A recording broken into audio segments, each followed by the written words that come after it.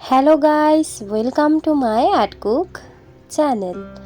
আজকে আমরা নিয়ে চলে এসেছি ডিম আলুর পাতলা ঝোল কিভাবে হেলদিভাবে বানাবেন কম মশলা দিয়ে। আজকে আমরা এই রেসিপিটা দেখে নেব।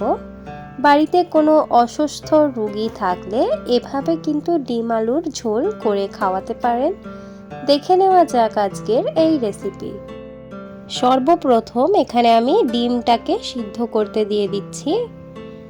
আমি একটা এখানে হাঁড়ির মধ্যে পরিমাণ মতো জল নিয়ে যটা ডিম আপনাদের থাকবে সেই ডিমটা সিদ্ধ করে নিতে হবে। ডিমগুলো কিন্তু হাঁড়ির মধ্যে দেওয়ার সময় খুবই আস্তে আস্তে এবং আলগা করে রাখতে হবে, না হলে ডিমগুলো ভেঙে গেলে সিদ্ধটা হবে না ভালোভাবে। এখানে আমি 10 মিনিট ডিমগুলোকে ফুটিয়ে নিয়েছি ভালোভাবে। এবার ডিমগুলোর খোসা ছাড়িয়ে নেব।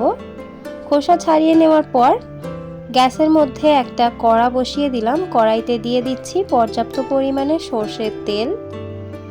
তেলটা গরম হয়ে আসলে এখানে আমি দিয়ে দিচ্ছি একটা বড় সাইজের কুচিয়ে নেওয়া পেঁয়াজ।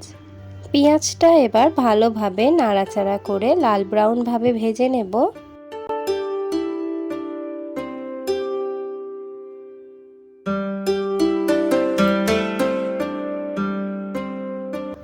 লাল ব্রাউন ভাবে ভেজে নেওয়া হয়ে গেলে দিয়ে দেব কয়েকটি মশলা। দিয়ে দিচ্ছি স্বাদ পরিমাণের নুন, কাশ্মীরি গুঁড়ো লঙ্কা দিয়ে দিচ্ছি 1 চা চামচ, ঝাল লঙ্কা গুঁড়ো দিয়ে দিচ্ছি 1/2 চা চামচ, হলুদ গুঁড়ো দিয়ে দিচ্ছি 1/2 চা চামচ এবং জিরে গুঁড়ো দিয়ে দিচ্ছি 1 চা চামচ, আদা এবং রসুনের পেস্ট দিয়ে দিচ্ছি 1 চা চামচ। সবগুলি মশলা দেওয়া হয়ে গেছে। এবার ভালোভাবে নাড়াচাড়া করে মশলাটাকে কষিয়ে নেব যতক্ষণ না পর্যন্ত এই মশলা থেকে তেল বেরিয়ে আসছে।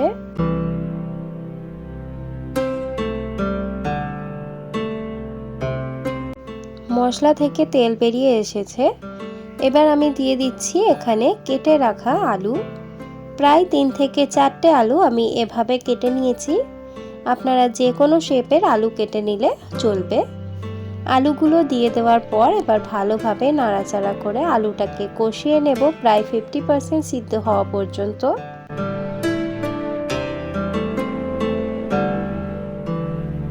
যখন দেখবেন কষিয়ে নেওয়ার সময় একটু ধরে ধরে আসছে, সেই পর্যায়ে অল্প অল্প জল দিয়ে আবারও নাড়াচাড়া করে কষিয়ে নেবেন।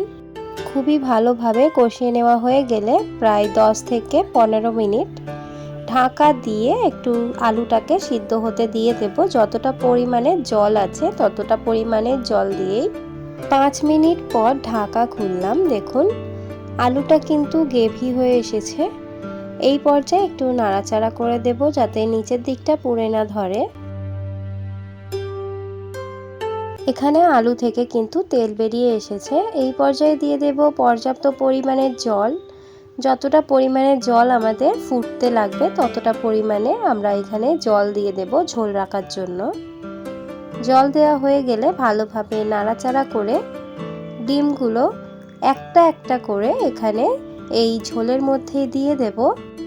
ডিমগুলো ঝোলের মধ্যে দিয়ে দেওয়া হয়ে গেলে একটু নাড়াচাড়া করে অ্যাডজাস্ট করে দেব এবং ঢাকা দিয়ে প্রায় 20 থেকে 25 মিনিট ফুটিয়ে নেব যতটা আমাদের ঝোল দরকার এবং আলুটাও যাতে সিদ্ধ হয়। প্রায় 25 মিনিট পর ঢাকা খুললাম। আলুটা কিন্তু পুরোপুরি ফুটে গিয়েছিল এবং আমি স্ট্যান্ডিং টাইমে রেখে দিয়েছিলাম। স্ট্যান্ডিং টাইমে রেখে দেওয়ার পর দেখতেই পাচ্ছেন কালারটা কিন্তু খুবই সুন্দর এসেছে, কিন্তু মশলাটা হালকা মশলা। এভাবে বাড়িতে বানিয়ে খেলে কিন্তু সবাই খেতে পছন্দ করবে। যদি আমার এই ভিডিওটা আপনাদের ভালো লেগে থাকে তাহলে অবশ্যই লাইক, শেয়ার অ্যান্ড সাবস্ক্রাইব করে দেবেন। যদি আমার চ্যানেলে আপনি নতুন হয়ে থাকেন অবশ্যই চ্যানেলটিকে সাবস্ক্রাইব করে পাশে থাকবেন। দেখা হবে নেক্সট ভিডিওতে। আজকের এই ভিডিওটা দেখার জন্য অনেক অনেক ধন্যবাদ।